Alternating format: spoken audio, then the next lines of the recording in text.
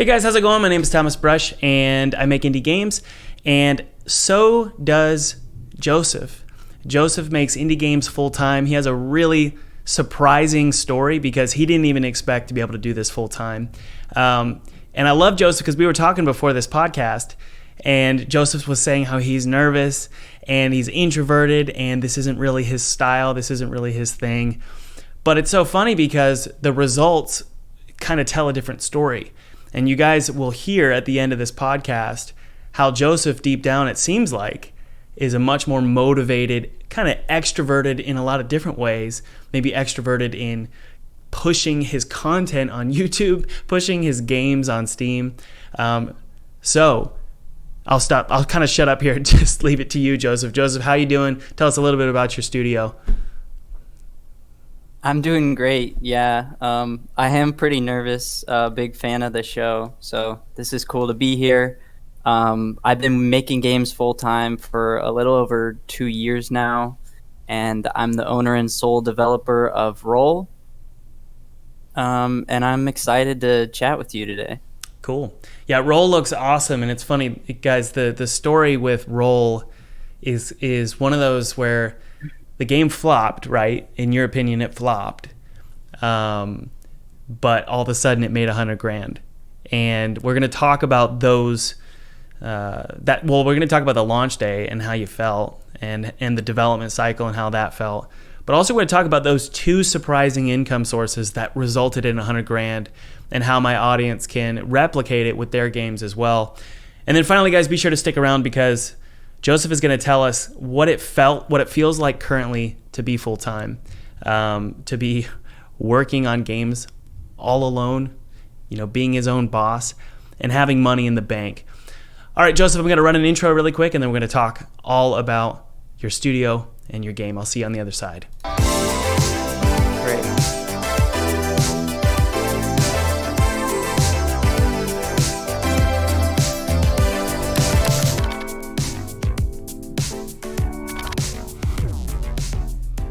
By the way, guys, feel free to download my free 2D game kit below. It's totally free. It's my treat to you. I used this exact 2D game kit to make a game for PewDiePie in 14 days, and then I got to play it in front of his subscribers, which was really awesome. So download that. Use it however you want. It's my treat to you. Yeah. Okay. All right, Joseph, really quick, I want to talk about, I'm just so curious. I want to jump right into it. I want to hear about launch day and how you said it flopped, right? So tell me a little bit about that. Kind of what your expectations were and what happened.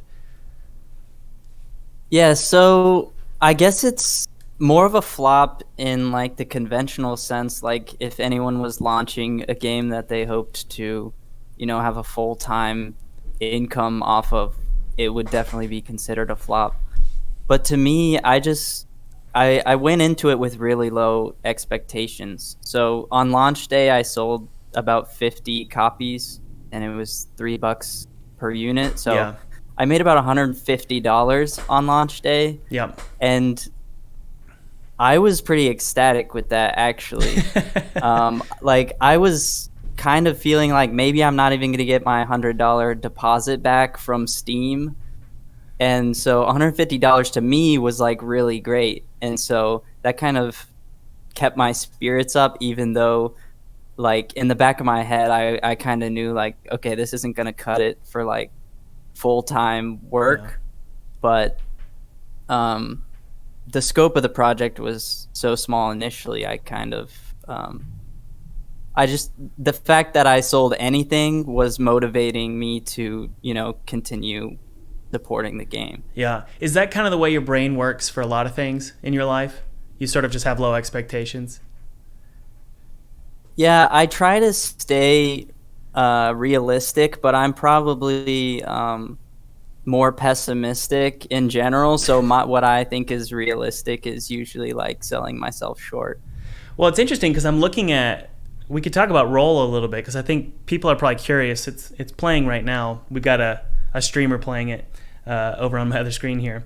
And it's so simple and clean. It's beautiful in a lot of ways. And I'm curious if that sort of plays into your personality.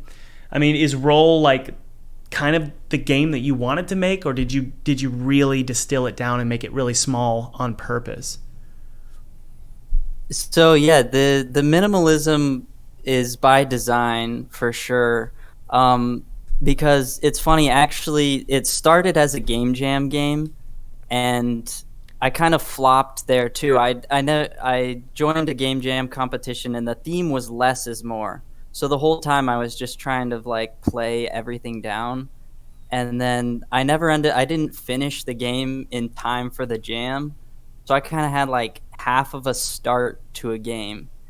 And at that point, that was one of the moments where I just thought, okay, I'll just give up and like go back to what I was doing before. And I was like, well, like I already got this far. I'll just like finish this like really small project, just like put it on Steam and see what happens. Yeah. And so, but that less is more theme from the game jam, like just came all the way through, like even today. Like the game has grown a lot, but I still try to keep things minimalist. Okay. So really quick, can you give us like a 2-second just what the game's about so that we kind of have an understanding of what we're looking at here? So it's a incremental deck builder with dice, whereas instead of building like a deck of cards, you're kind of like drafting die faces and adding dice. And so you're kind of growing your ability to accumulate points. Okay. Yeah, it's so cool because it looks like one of those games that streamers love to play. And that's really what I want to talk about with these two surprising sources of income, specifically from Steam, like how Steam all of a sudden started pushing your game. And I know you mentioned before we started the podcast, you launched the game, nothing happened, you made $150, which, by the way, for those of you listening, that is probably what you would call a flop. I think that's fair to say. You should bring in something like 10 grand at least for your first month if it's going to be a successful game, generally speaking. And you also mentioned, Joseph, before we started the podcast, that you didn't have any real wish lists. You didn't really do, I guess, a marketing plan to get wish lists, right? No, yeah, because I was really just trying to finish the game in such a short deadline.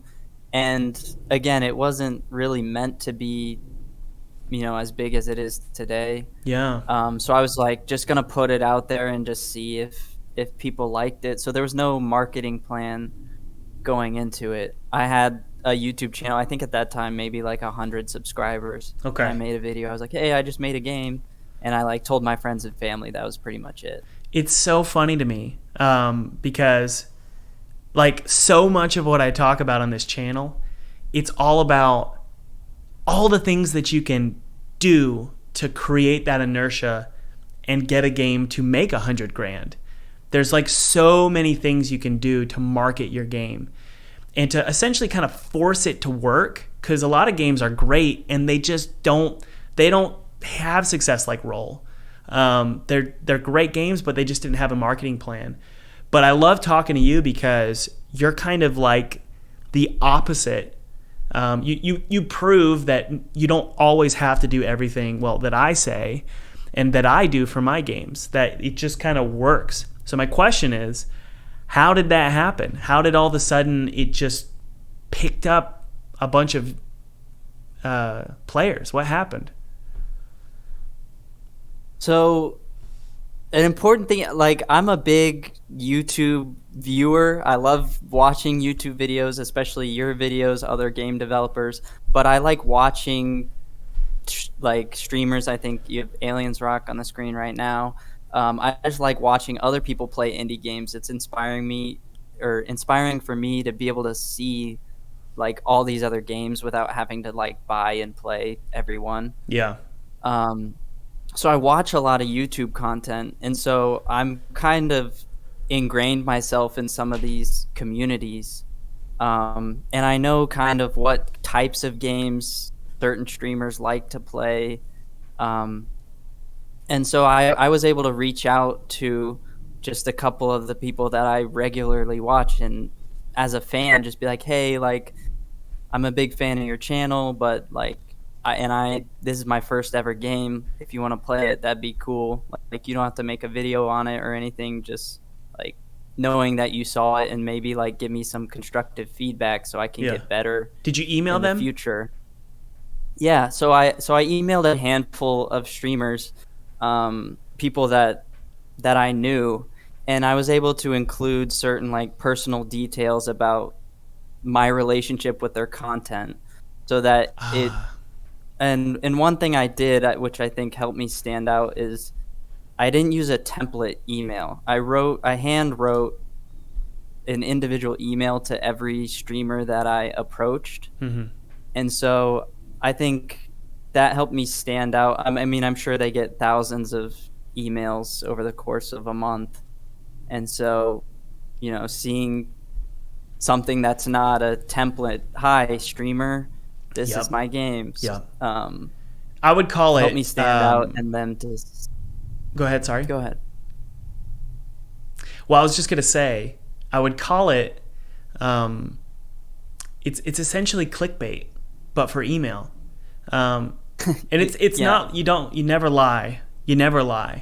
But when I reach out to bigger YouTubers, what I do is I make sure I tell that personal story. Like, if you don't have any credibility or credentials, and maybe you do, maybe you won some awards or something, I'm not sure. But for me, when I was just starting out, I had to just say, my dream is making games and I love your channel. I can't, or so, even be honest and say like the subject line is, I can't get anyone to play my game, but you'll love it.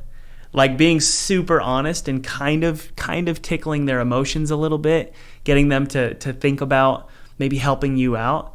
That stuff works. And I encourage you guys, if you want to reach out to me, let me know like how you're feeling, and that's probably going to be more likely to get a response from me.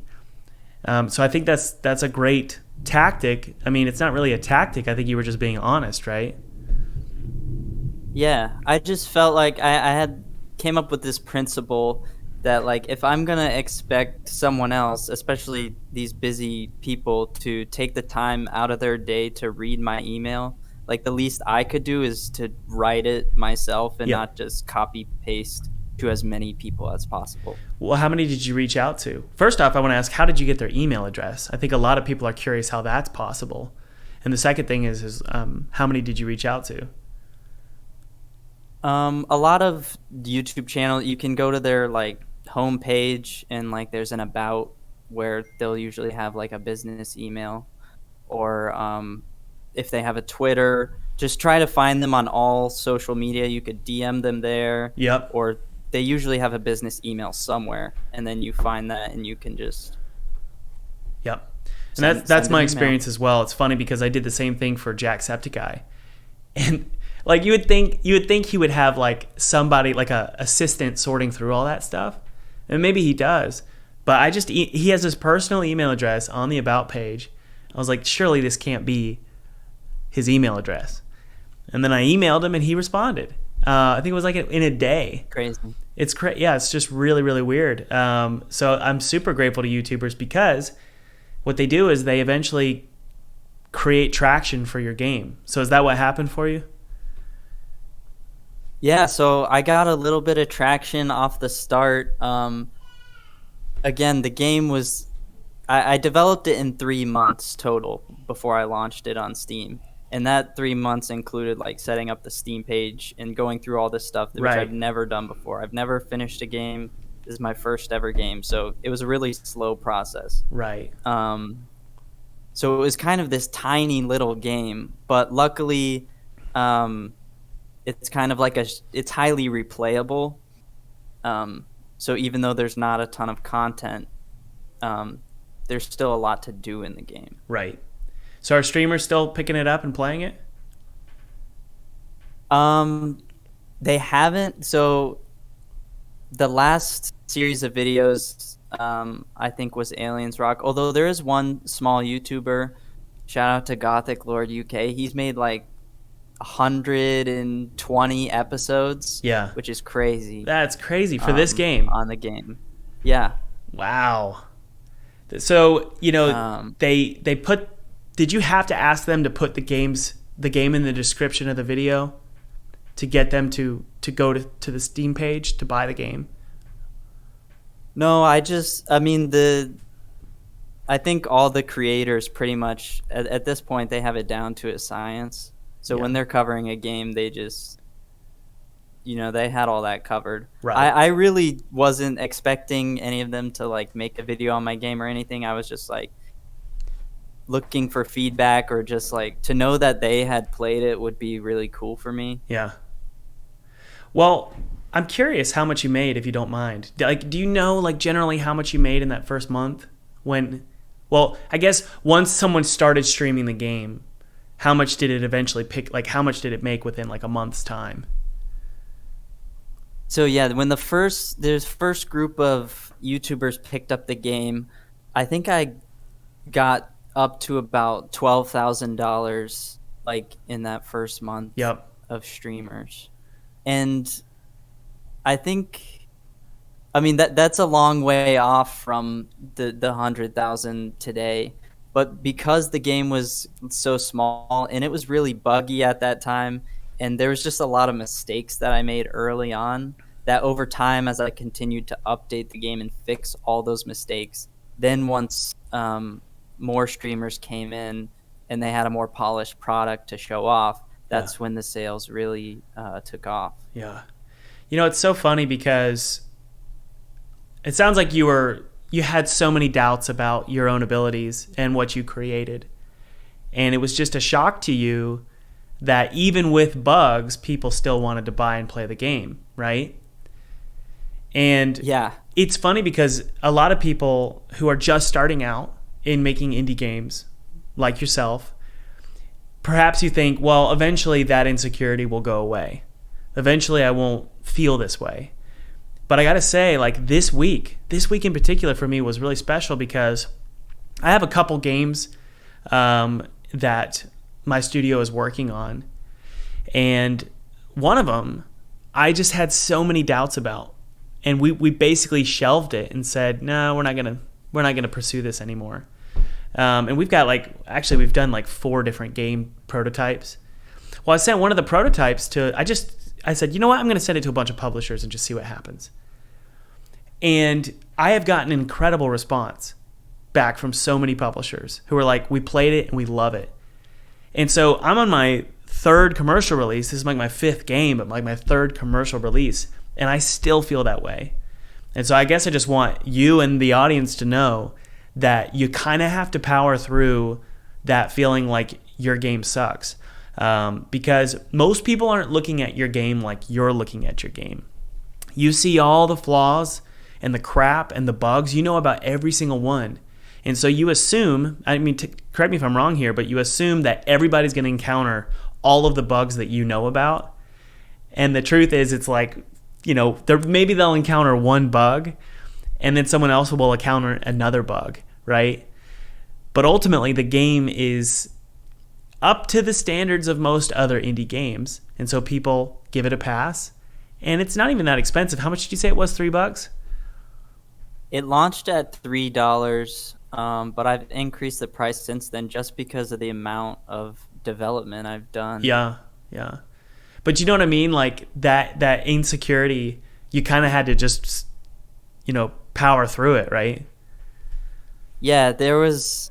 I was trying to like keep when these streamers would play my game and I'd like see a bug or something that they encountered, or just notice, like I wanted to rapidly improve the game, so I'm pushing all these updates all the time right when the game like was first starting to get picked up, and I wasn't doing a lot of quality assurance, and like this one really bad bug was in the game for maybe like one day.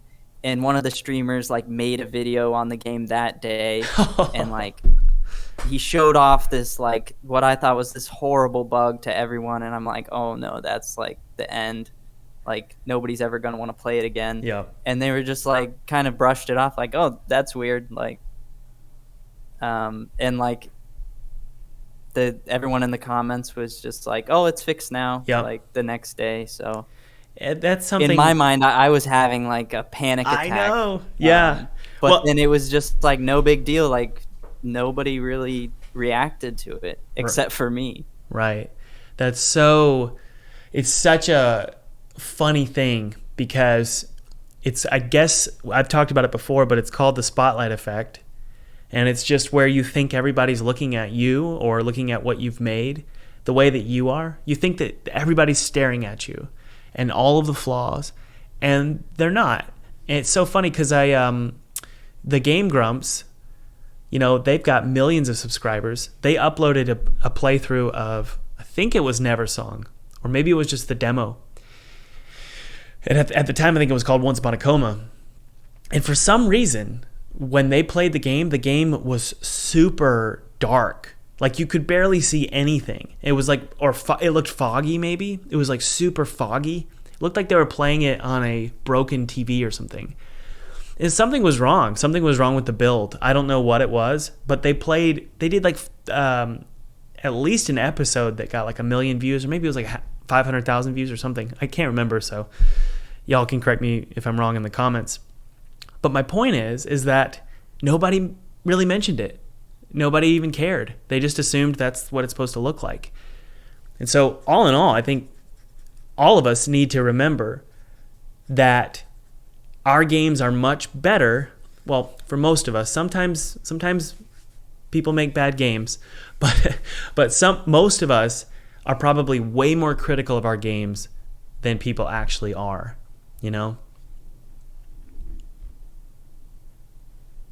Yeah, definitely. I mean, I feel like I'm feeling that even now as I'm stumbling over my words. Oh no, everybody's on Thomas's channel is gonna laugh at me. No, they're not. But What's funny is once we hit record, I was like, you just all of a sudden you were like you became very professional and you became like very fluid with how you talk. So you're doing great, dude. You're doing a really good job. Y'all let us know in the comments what you think about Joseph. No, I'm kidding. No, you're doing great. Please don't roast me. No, you're doing great. So here's the thing: once people pick up your game and start streaming it, all of a sudden something else happened, right? What was that? On Steam. Yeah. So as soon as I got a few sales to start rolling in, then there was like this one small little panel, not on the main page of Steam, but like when you're just browsing games, there's like a small panel and it said like new and trending games under $5, and then I had like my capsule image right there, and that actually helped drive sales through Steam's algorithm. So that was just like another way that I was able to get more income from Steam. Yeah. Do you know how much you made from that? It's hard to say, but it was all part of that initial $12,000 that I kind of got in the first couple of months before the game really started to take off later on. Yeah. I'm curious because you're now you just broke $100,000, and I watched your video. By the way, guys, Joseph has a YouTube channel. Click the link below. Follow Joseph on YouTube. His content is stuff I aspire to do on my channel because it's very precise and the editing is really good. And you talked about how you finally hit that 100,000 number. And so I guess my question is, you've got these two things. You've got streamers, and then you've got Steam just sort of sometimes picking up your gaming and recommending it. Is that all it took to just slowly bring in $100,000 over time? I think a lot of it, if I had, launched and then, reached out to some streamers and maybe they played it and I was like, oh, that, whatever sales I do is fine, then I don't think I would have ever crossed $100,000. From the moment I launched, I've basically been updating the game. And like I said before, the project was meant to be 3 months and then done. Yeah. And I've been developing it since I launched, which was just over a year ago. So I've been continually updating, always making the game better. Like every day I come in, I sit down at my desk, and I'm like, just make the game better than it was yesterday. Nice. And so the product that is out there now is so much different and so much better than the product when I launched. Yeah. And I think that's really what let the sales keep coming in and is why the game did so well. Yeah. You're in a lot of ways, you're the opposite of me. I would say not personality wise, but like as a game developer, you're like the opposite of me in so many ways. And that's a good thing because I recently did a video about all of my flaws and you don't have any of my flaws. Like, for example, you have, like I'm looking at this game right now and it's breaking a lot of rules in terms of marketing. Right now I'm looking at a screen. You can't see my screen, but like, there's like trillions of numbers on here. Like they're in the trillions. I think I see like 20 zeros on the number his score or something. And it's the way this game looks is I'll be honest, it's very intimidating. It's very intimidating. And this is just one aspect that you're very different than me. You didn't worry about, it doesn't seem like you worried about making the game pop and like really awesome graphics. You just said, no, I care about gameplay and balance, and this is my game. And you were very matter of fact about your approach.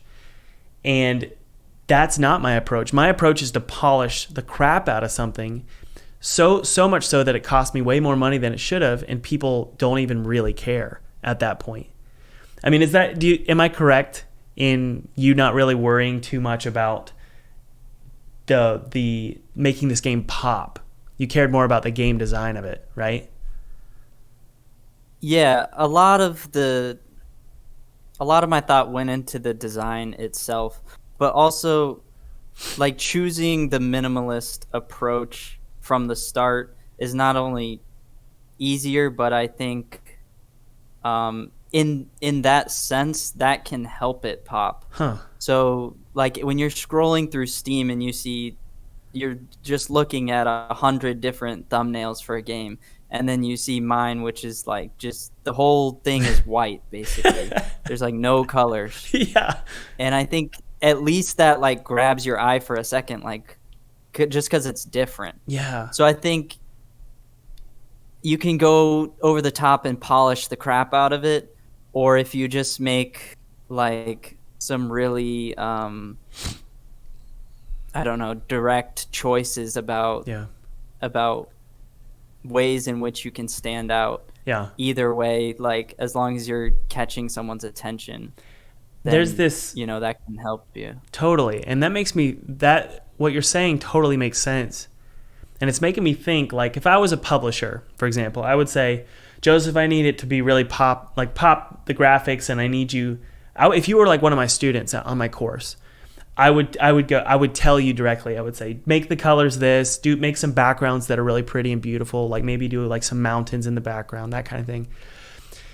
And I think you're correct, though. And one of the reasons I think you're very correct is that what you've got here is a game that it's for people who want to think, right?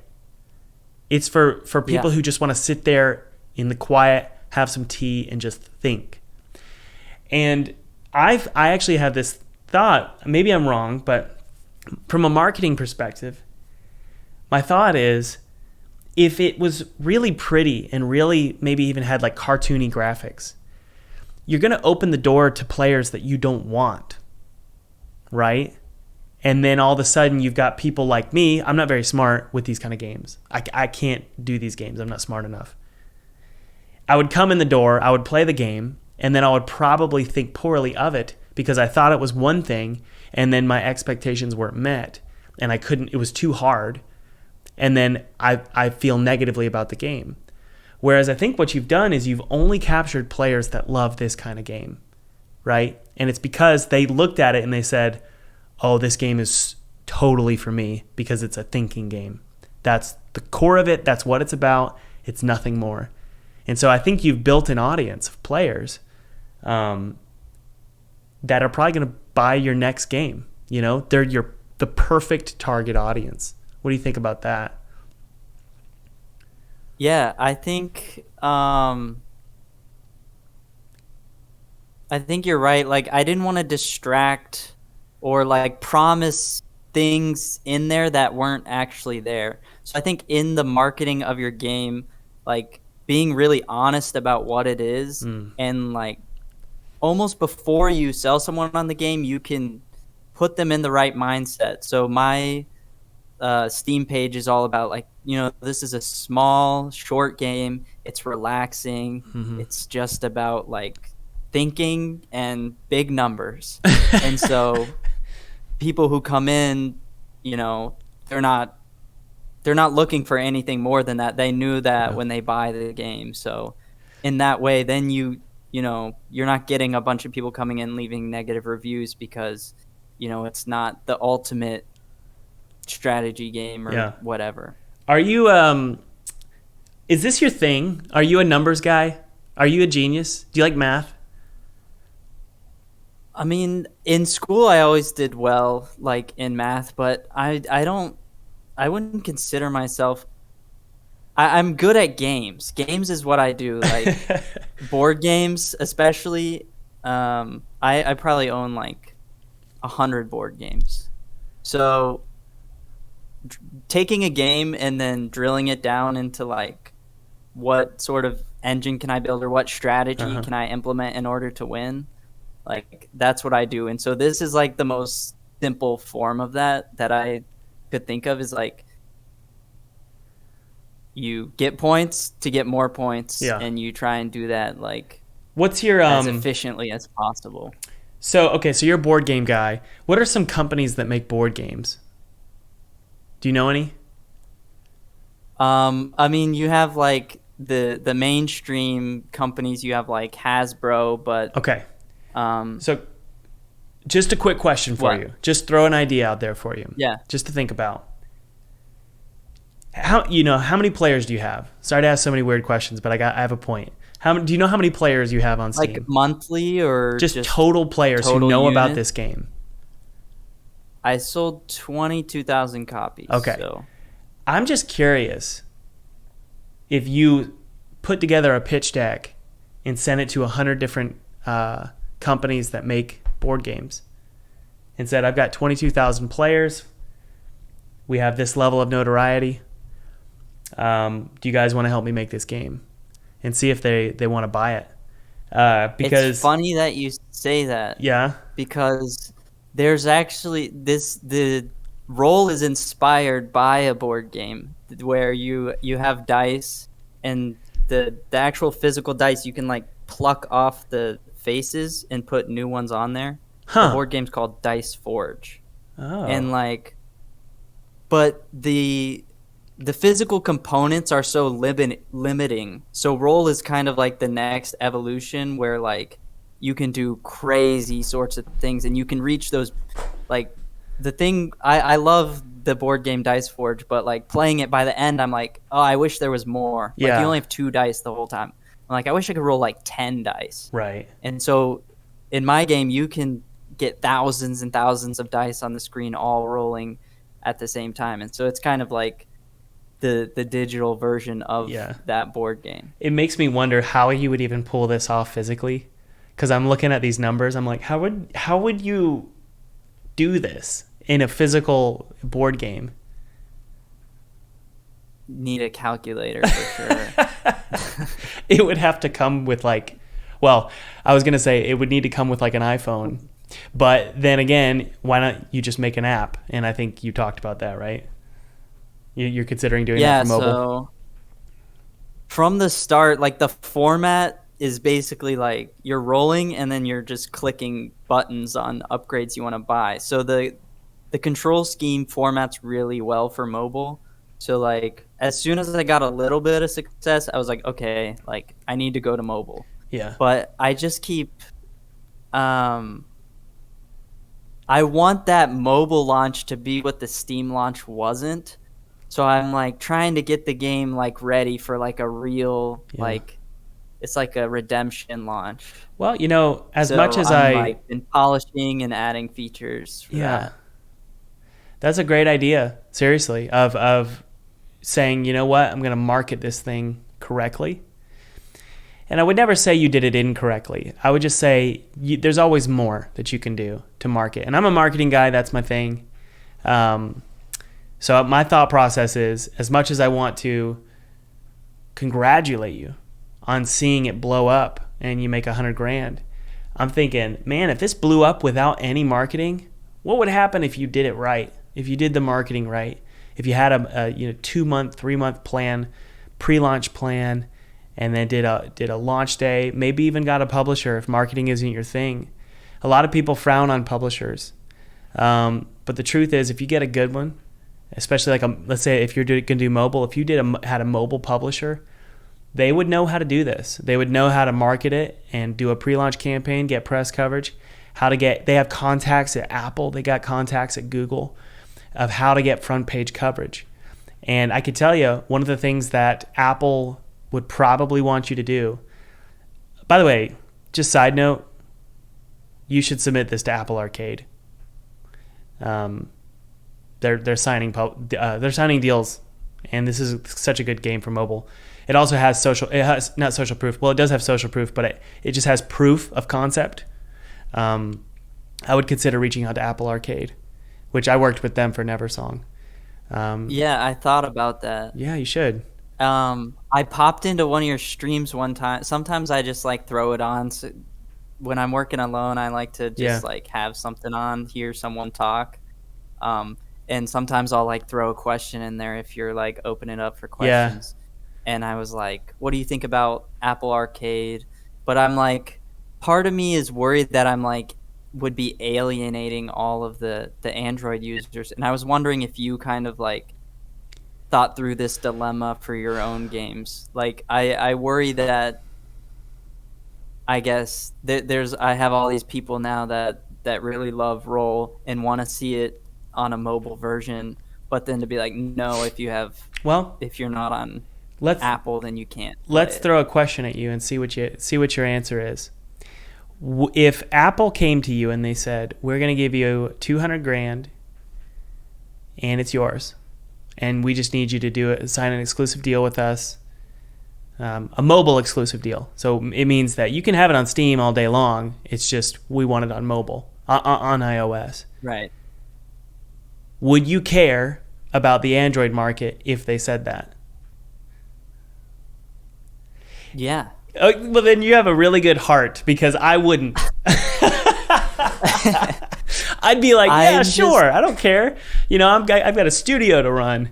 So, yeah, it's just you're a better man than Part of me wonders if the audience, since this is like my first game, I mean, I'm looking ahead to a career in this field, hopefully, and I'm thinking, if I capture more audience by going to Android now, those are also future sales for my future games. Mm-hmm.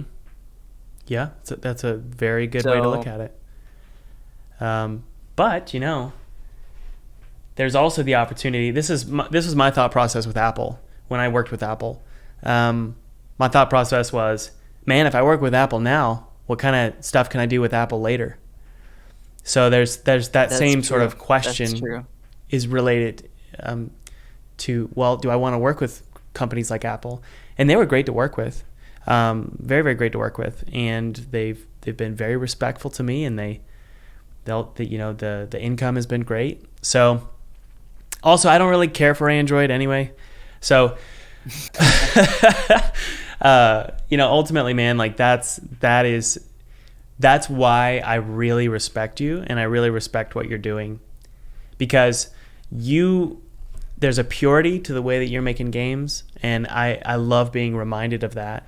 The purity is, I'm going to make a game that I love. I'm going to make a game that I enjoy. I'm not going to worry about the marketing. I'm not going to worry about the launch plan. I'm not going to expect much out of it. I just want to make a great game. And that attitude it's inspiring, because I'll be honest, now that I run a studio, I have team members, we have projections, we have partnerships, we have platforms we have to work with, publishers we have to satisfy. For me, at the end of my workday, what's primarily on my mind is my company gonna survive this? Are we gonna be okay? How are our numbers? How's our income?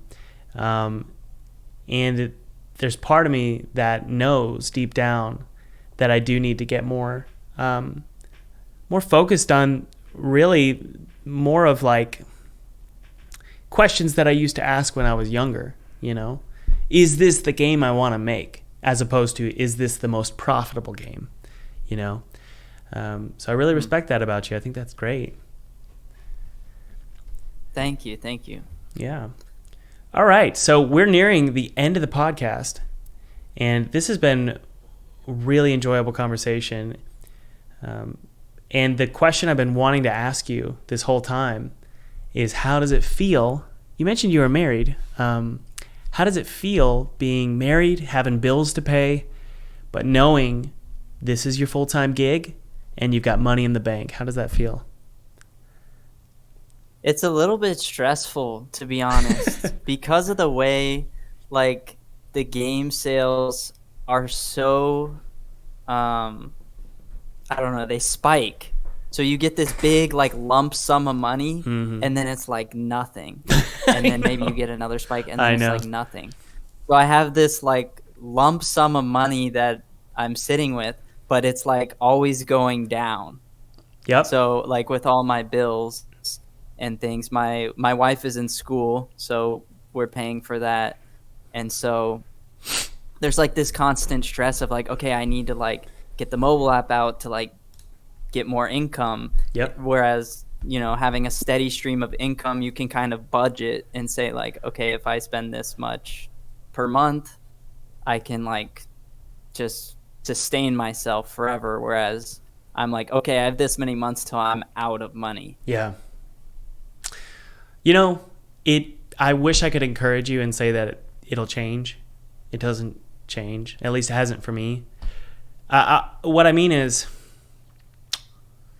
there's always a desire for me, I'll speak about my position. There's always a desire to grow and to keep increase income, increase your team size, increase the scope of the project. So as the scope of the project increases and the amount of people you're paying and all that, then suddenly, that you would think, oh, my freedom, my income, and my income level, it's making me feel more free. But the truth is that as the project scope increases, that tight feeling, it's still there. It's still with you. But I will say your brain gets used to it, and you just get a thicker skin. You get calloused. And that's a good thing because, if you're going to be a business owner, and that's what you are, if you're going to be an entrepreneur, you have to be okay with this constant feeling of transition. And it's the journey never ends. It really doesn't. Maybe one day it will. But I think if you're going to be an entrepreneur, you need to be okay with that journey, and you'll get used to it,